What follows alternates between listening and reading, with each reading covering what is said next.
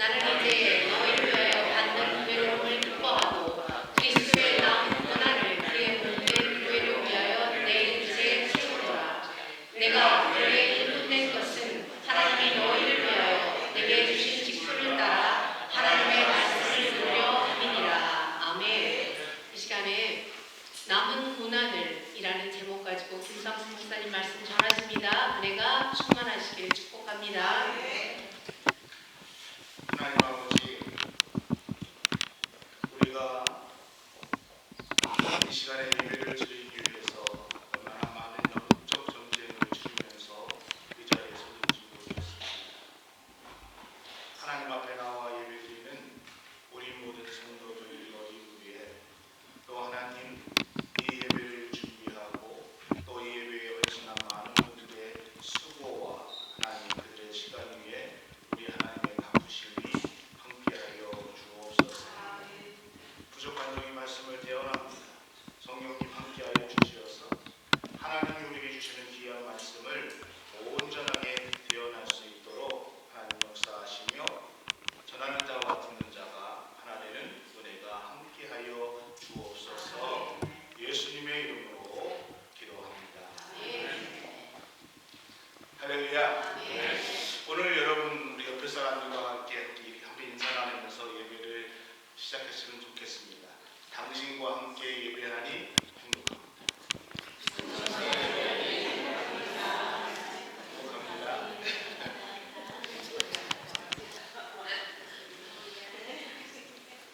오늘은 우리가 종료주일로 지킵니다. 예수님이 예루살렘에 입성하신 날을 기억하는 그러한 날입니다. 이제 곧 예수님은 예루살렘의 성으로 들어가서 죽음을 당하는 죽음의 순간이 다가왔습니다. 예수님은 그 사실도 아셨고 그래서 정말 비장한 각오로 예루살렘 성을 향해서 들어가셨습니다. 근데요, 제자들은 그것을 깨닫지 못했습니다. 예수님께서 몇 번에 걸쳐서 제자들에게 예수님의 죽음에 대해서 말씀해 주셨지만은 어느 누구도 그 사실을 기억하거나 알지 못했다는 것입니다.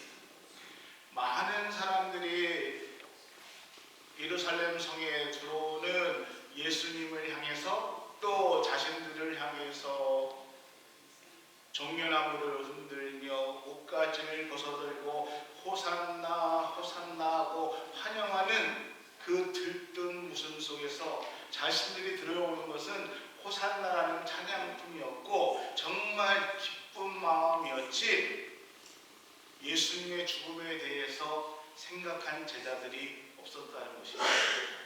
들떠있는 그 제자들의 모습을 바라보시는 예수님의 마음은 어떠하셨을까?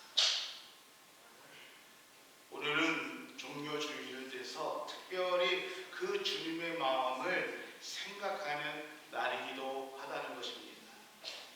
종료주일 오늘 지나고 나면은 우리는 일주일 동안 고난주일을 시작하게 됩니다. 고난주간이 되면은 많은 사람들이 마음에 부담감을 가지기 시작하죠.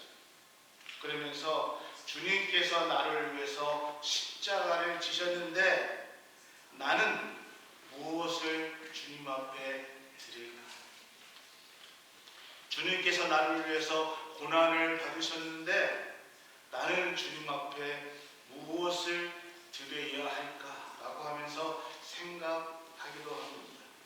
그래서 매년 고난주간이 되면은 우리는 예수 그리스도의 고난에 동참하자 그리스도의 십자가를 나도 함께 지고 따르자라고 다짐도 하고 말을 하곤 합니다. 그래서 많은 분들이 금욕도 하고요, 또 금식도 합니다.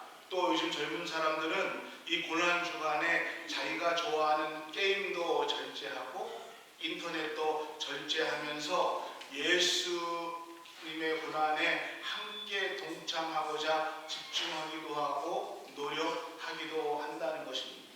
또 어떤 분들은 이 고난주간에 구제하는 일도 하고 자선을 베풀기도 한답니다. 이러한 간섭이나 이러한 일들은 초대교회 때부터 계속해서 기독교인들이 실행되고 했던 일들 중에 하나입니다. 오래전부터 이어온 우리 기독교의 전통이라고 말할 수가 있다는 것입니다. 그래서 어떤 의미에서 고난주간은요, 주님의 고난과 고통을 우리가 기억하고 예수님을 통해서 허락된 은혜의 구원, 그 구원에 감사하는 절기가 고난주간이다라고 말할 수가 있다는 것입니다. 그러면 여러분, 우리가 주님의 고난에 동참한다라는 말은 어떠한 의미일까요? 이게 무슨 뜻일까요? 고난주간을 우리가 보내면서 이제 고난주간을 보내야 되는데 나도 주님의 고난에 동참하겠습니다라고 우리가 결심하고 말한다고 한다면은 이 의미가 무엇일까요? 잘못하면 우리가 오해하기 쉬운 것이 하나가 있습니다. 예전 중세 시대 때에서부터 어떠한 일들이 있었고 어떠한 오해가 있었냐면은 그들은 예수님께서 돌아가신 그 고난주간을 기억하면서 나도 예수님처럼 십자가를 감당하겠다 생각하고 그렇게 고난주간에 참여하겠다라고 지원하는 사람들이 점점 많았습니다. 그러면서 어떠한 일이 생겼는가? 서로 경쟁적으로 내가 더 예수님의 고난에 더 참여할 거야 그러면서 정말 십자가를 지는 사람도 있었다는 것입니다. 예수님이 받았던 고난처럼 자신의 몸을 학대하면서 채찍질을 맞는 사람도 있었고요.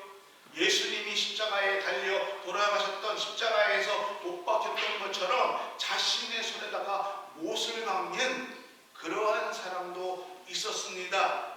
때로는 예수님처럼 십자가에 못을 박아서 자기가 죽음의 길을 선택한 사람도 있었다는 것입니다. 그렇게 죽는 것이 마치 내가 순교하는 것처럼 예수님의 고난에 동참하는 것처럼 했던 그러한 사람들, 그것이 가장 영광스러운 일이라고 생각했다는 것입니다.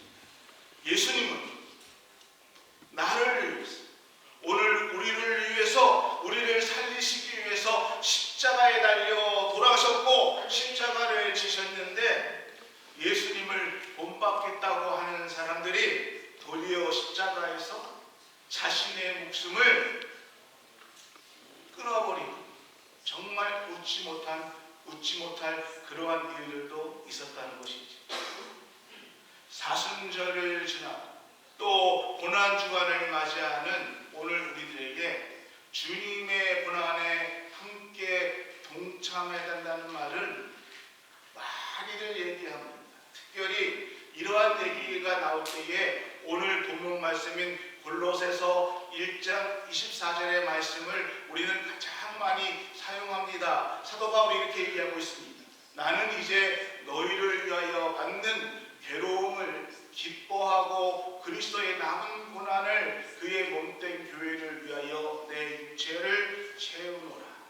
그리스도의 남은 고난을, 이 본문 말씀을 우리가 이 사도 바울의 이 고백의 말씀을 잘못 오해하게 되면은요, 그리스도의 남은 고난을, 그래서 예수님에게 남은 고난이 있는 것처럼 생각하고 오해할 때가 있다는 것입니다. 마치 예수님께서 그 고난을 다 이루지 못하고 그 고난의 잔이, 그 고난이 남아있는, 그래서 나도 그 예수님의 고난에 동참해서 그 남은 고난을 겪어야 된다라고 생각할 때가 있다는 것입니다.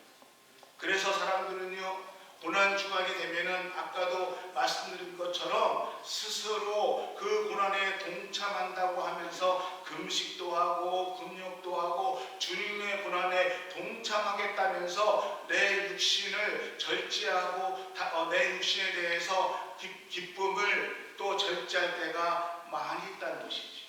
예수님이 당했던 그 고난만큼은 알지만은 나도 내 육신을 절제하면서 그 고난을 느끼면서 예수님의 고난에 동참해야 되겠다. 예수님의 고난에 참여해야 되겠다. 그래서 그리스도의 남은 고난을 나도 함께 하겠다라고 생각한다는 것입니다. 그러면 여러분 한번 묻고 싶습니다. 예수님이 느끼시는 고난, 그 고통을 우리가 고스란히 느낀다는 것, 그것이 과연 예수님의 남은 고난에 참여하는 걸까요? 내가 그렇게 내 몸을 절제해서 참여하는 것을 예수님께서 원하시고 또 예수님께서 바라고 계실까요? 오늘 사도 바울의 이 고백은 그대로 읽으면은 그리스도의 남은 고난이 남아있다라고 생각할 수 있겠지만은요, 예수님께서 십자가에서 이루신 구원은 완전한 것입니다. 예수 그리스도께서 십자가에서 이루신 우리의 구원은 완성된 완전한 구원이라는 것입니다. 더 이상 우리가 그 구원을 위해서 십자가를 지고 더 이상 그 구원을 위해서 그 어떠한 것을 할 필요도 이유가 없는 십자가의 구원은 완전한 구원이십니다. 그런데 오늘 예수님께서 십자가를 지신 이 구원, 또 우리에게 이루어 주신 이 구원을 우리는 어쩌면은 완성된 구원이 아니라 내가 더 무언가를 해야 구원을 얻을 수가 있고 내가 더 무언가를 이루어내야 구원을 받을 수 있다라고 생각하는 경우가 종종 우리에게 있다는 것입니다. 그러면서 남은 고난, 그리스도의 남은 고난을 위해서 내가 무엇을 할 것인가라고 생각할 때가 있다는 것입니다. 다시 말씀드리겠습니다. 십자가의 구원은 완전한 구원이십니다. 예수 그리스도의 십자가의 부활은 그 부활을 통해서 이미 우리의 구원은 완성되었습니다. 할렐루야. 성경은요, 예수님의 구원의 사역이 부족하다거나 또 그 구원을 위해서 우리가 무언가를 해야 된다고 절대로 말한 적이 단 한 번도 없다는 것입니다. 그래서 요한복음 19장 30절에서 예수께서 마지막으로 신 포도주를 마시면서 다 이루셨다, 다 이루었다라고 말씀하고 있습니다. 다 이루었다는 이 말씀은요, 인간의 구원 사역이 완성되었다는 것입니다. 예수님께서 십자가상에서 우리의 구원의 사역을 다 완성하셨다는 선포라는 것입니다. 사랑하는 우리 교회 성도 여러분, 예수 그리스도의 십자가에서 보혈을 흘리신 그 십자가의 구원의 사역은요, 다른 어떠한 요구도, 다른 어떠한 희생도, 다른 어떠한 제사도 우리가 더 드릴 필요 없이 이미 예수 그리스도의 십자가로 부활로 완성되었다는 것입니다. 그러면 오늘 우리에게 주시는 그리스도의 남은 고난이라는 것이 어떠한 의미입니까? 오늘 우리가 읽지는 않았지만은 이 앞부분 22절, 23절에 이렇게 기록되어 있습니다. 제가 새로운 번역 버전으로 제가 말씀을 읽어드리겠습니다. 전에 여러분은 악한 일로 하나님을 멀리 떠나 있었고 마음으로 하나님과 원수가 되어 있었습니다. 그러나 지금은 하나님께서 그리스도의 죽음을 통하여 그분의 육신의 몸으로 여러분과 화해하셨습니다. 여러분을 거룩하고 흠이 없고 책망할 것이 없는 사람으로 자기 앞에 세우셨습니다. 다시 말씀드립니다.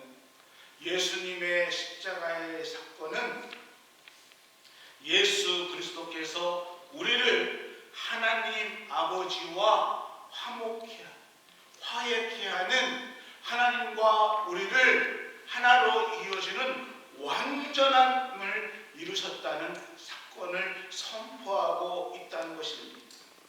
그러면 바울은 왜 그리스도의 남은 고난을 내 육체에 채우노라 라고 말하고 있을까요?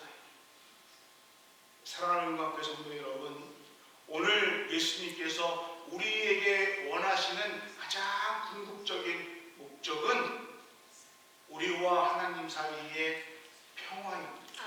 우리와 하나님 사이의 화목과 기쁨입니다. 샬롬입니다. 하나님과 화해돼서 죄인이었던 우리들이 하나님 앞에서 화평을 이루고 하나님 앞에서 기쁨을 누릴 수 있는 것, 누리는 것, 이것이 하나님께서 우리에게 원하시는 하나님의 마음이고 하나님의 뜻이라는 것입니다. 많은 분들이 생각하듯이 고난주간은 예수님의 고난에 동참해야 됩니다. 때로는 우리가 금식도 하고 함께 고난을 나누는 거, 내가 고난을 함께 나누겠다고 생각하는 그 생각, 그 의지는 참 좋습니다. 그러나 여러분, 그 의지와 그 행동은 나의 구원과는 아무 상관이 없다는 것입니다. 내가 며칠 굶었다고 해서 구원이 이루어집니까? 아니면 몇 끼 더 먹었다고 해서 나에게 구원이 사라집니까? 아닙니다. 십자가의 고난과 예수 그리스도의 부활은 이미 우리에게 그 사건으로 해서 구원이 우리에게 완성되었다는 것입니다. 그 예수님의 십자가를 통해서 구원은 이미 우리에게 선물로 주어졌다는 것입니다. 같은 의미에서 말씀드리자면, 그러면 초대교회 사람들은 왜 금식을 했는가? 그리스도의 고난에 동참함으로써 그들은 자신들이 얼마나 나약한 존재라는 것을 깨달았다는 것이지. 그 고난에 동참하면서 내가 얼마나 내 결심이나 내 예수 그리스도를 따라가겠다는 그 고백들이 환경에 의해서 얼마나 쉽게 바뀔 수 있다는 나약한 존재이고 내가 얼마나 허약하고 간사한 존재라는 것을 깨닫게 되었다는 것입니다. 음식을 며칠 못 먹으면요, 사람은 먹을 것에 그렇게 연약합니다. 며칠만 굶으면요, 사람은 먹는 것에 모든 신경이 쓰여서, 그래서 그들은 그 고난에 동참하면서 내가 얼마나 연약한 존재인가를 깨닫게 되면서 하나님이 주신 은혜, 하나님이 우리에게 베풀어 주신 그 구원을 감사함에 동참하기 위해서 고난에 동참했다는 것입니다. 그런데 시간이 지나면서 우리는 이 고난주간을 오해하게 됩니다. 그래서 고난주간은 우리가 굶고 고난을 당하는 그 일이 중점으로 생각할 때가 있다는 것입니다. 특별히 오늘 24절의 말씀은요, 예수 그리스도의 남은 고난이 무엇인가, 이것에 대해서 많은 사람들이 수세기에 대해서 고민을 했습니다. 많은 신학자들이 연구하면서 도대체 사도 바울이 얘기한 그리스도의 남은 고난이 무엇인가에 대해서 많은 신학자들이 수세기에 거쳐서 연구했던 구절입니다. 그들은 그리스도의 남은 고난은 과연 우리에게 어떠한 고난의 과제가 남아있는 것인가, 우리가 또 어떠한 고난을 더 견뎌야 되는가에 대해서 연구했습니다. 근데 이와 비슷한 얘기가 고린도후서 1장 5절에 나와 있습니다. 바울은 이렇게 얘기하고 있습니다. 그리스도의 고난이 우리에게 넘친 것 같이 우리가 받는 위로도 그리스도로 말미암아 넘치는 것입니다. 그리스도의 고난이 우리에게 넘친 것 같이, 그리스도의 남은 고난, 서로가 틀린 얘기입니다. 근데 바울은 이렇게 그리스도의 고난이 우리에게 넘친다라고 얘기하고 있습니다. 이미 예수님은 십자가에 달려 가셨습니다. 이미 예수님은 부활하셨습니다. 그리고 이 말씀이 쓰여질 때는 이미 예수님은 이 땅에서 많은 사람들이 보는 앞에서 하늘나라로 승천하시고 난 이후입니다. 그러면 사도 바울은 남은 그리스도의 고난이 무엇입니까? 예수님의 고난이 넘친다는 이 말씀이 도대체 무슨 의미인가 우리에게 계속해서 의문점을 주고 있습니다. 여러분, 우리가 이 말씀을 조금 더 자세히 이해하려면 구약의 관점을 통해서 조금 보셔야 합니다.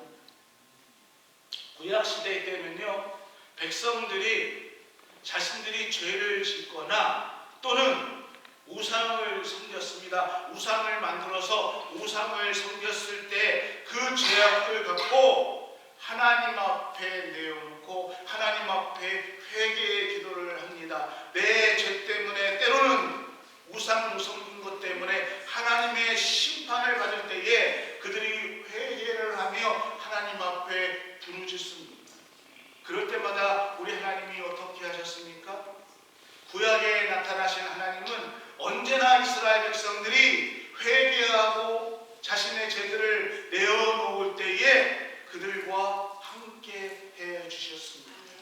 그 문제를 해결해 주셨고요, 언제나 그들에게 그 환난에서 심판에서 피할 길을 열어 주셨습니다. 그리고 그들이 하나님 앞에 부르짖을 때에 하나님은 그들의 고통을 아셨다라고 말씀하고 있습니다. 언제나 자기 백성들과 그 고통을 함께 하셨다라고 말씀하시고 있습니다. 그래서 이사야 선지자는 이사야서 63장 9절에서 말하기를 그들이 고난을 받을 때 하나님께서 친히 고난을 같이 당하셨고 또 천사를 보내시지 않고 하나님께서 직접 그들을 구하시기 위해서 하나님께서 친히 그들을 구하셨다라고 말씀하시고 계십니다. 내가 고난을 당할 때에 하나님께서도 고난을 당하시고 그 고난을 하나님께서 해결해 주시기 위해서 천사를 보내시는 것이 아니라 직접 그 일을 해결해 주셨다라고 말씀하고 있습니다. 이 관점에서 오늘 말씀을 보십시오. 예수님께서 이미 부활하셨고 하늘나라에 계십니다. 그런데 주님께서 오늘 말씀하시는 것들은 마치 구약에서 말씀하신 것처럼 하나님의 백성들이 고난을 당할 때에 예수님께서도 똑같이 그 고난의 고통을, 우리의 고통을 느끼시고 계시다고 말씀하고 계십니다. 그러면서 그리스도의 남은 고난, 이 표현 뒤에 어떠한 얘기가 나오냐? 그리스도의 남은 고난을 어떻게 해요? 그의 몸된 교회를 위하여 이렇게 말씀하고 있습니다. 바로 교회라는 단어가 나오죠. 그리스도의 남은 고난을 그의 몸된 교회를 위해서 사도 바울은 그리스도의 고난을 무엇과 연결시켰냐면은 교회와 연결시키고 있습니다. 그리스도의 남은 고난이 무엇입니까? 인간을 구원하는 데 있어서 아직 이루지 못한 고난이, 아직 남아있는 고난이 있다는 것이 아닙니다. 구원이 이루어지지 않았다는 것이 아닙니다. 예수님의 구원은 이미 완성되었습니다. 예수님의 십자가의 보혈로, 부활로 이미 구원은 이루어지셨습니다. 그런데 이 남은 고난을 교회와 연결시키고 있습니다. 그리고 골로새서 1장 18절에 바울은 그분이 교회라고 하고는 교회라고 말씀하며 우리는 그의 몸이라고 말씀해 주고 있습니다. 다시 말씀드리면은 예수 그리스도가 교회의 머리라고 말씀하시고 교회는 교회 그리스도의 몸이다라고 말씀하고 있다는 것입니다. 예수 그리스도께서 부활하시고 승천하셔 계시지만은 교회는 이 땅에서 예수 그리스도의 몸의 역할을, 예수 그리스도의 역할을 감당하고 있다는 말씀입니다. 교회의 모습이 바로 예수 그리스도의 모습이라는 것입니다. 그래서 교회가 이 땅에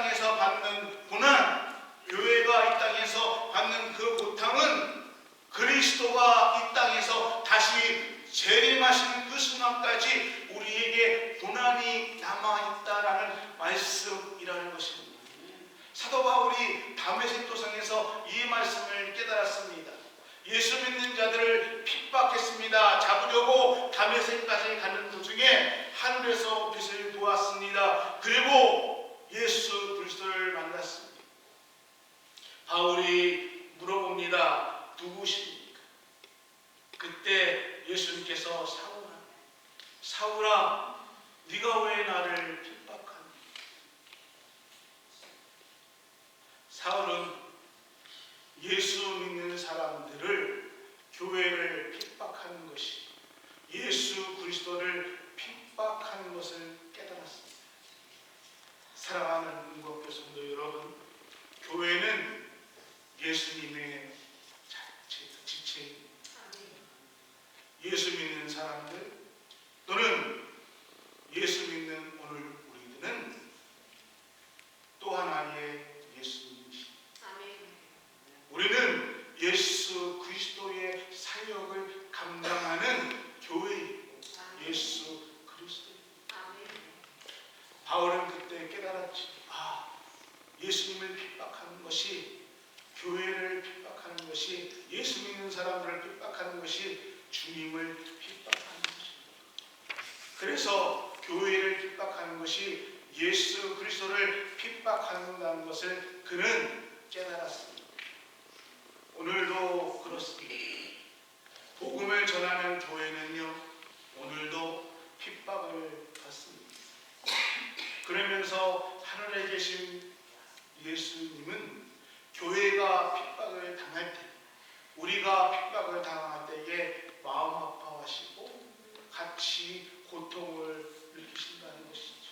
지금도 이 시간에 수많은 나라에서, 수많은 곳에서 예수 그리스도의 이름을 붙들고 선교하시는, 그리고 그 선교를 통해서 고통과 어려움을 당하는 그 선교사님들의 고난을 통해서 예수님은 고통을 당하시고 그 남은 고난을 우리를 향해서 남은 고난에 대해 고난이라고 말씀하고 있다는 것입니다. 복음의 현장에서 십자가가 내려지고요, 수많은 사람들이 예수를 믿는다는 그 이유 하나만으로 목숨을 잃어버리고 집에서 쫓겨나 경제적인 수많은 고통과 어려움 속에서 예수님은 그 고통과 함께 하시고, 그리고 예수님은 오늘 바울을 통해서 이것이 그리스도의 남은 교회, 우리 교회의 남은 고난이 오늘 믿는 사람들의 남은 고난이라고 얘기하고 있습니다. 이 남은 고난은 주님이 오시는 그 날까지 우리에게 이어질 것입니다. 어떤 의미에서 예수님은 이 세상 끝날까지, 주님이 재림하시는 그 날까지 아마 이 고통을 당하실 것입니다. 이것이 오늘 바울이 우리에게 말씀하는 그리스도의 남은 고난이고, 그리고 바울은 그리스도의 남은 고난을 그의 몸된 교회를 위해서 내가 내 육체를 채운다라고 얘기하고 있습니다. 초대교회 교인들이 박해를 받았습니다. 그들은 늘 고난 속에 있었습니다.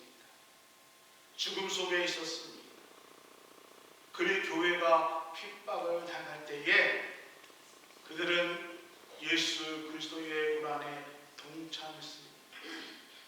자신이 교회였고 자신들이 받는 그 핍박, 예수 그리스도를 믿는다는 그 이유로 받는 핍박이 바로 주님의 남은 고난에 동참하는, 예수님과 고난에 동참하는 일이었기 때문입니다.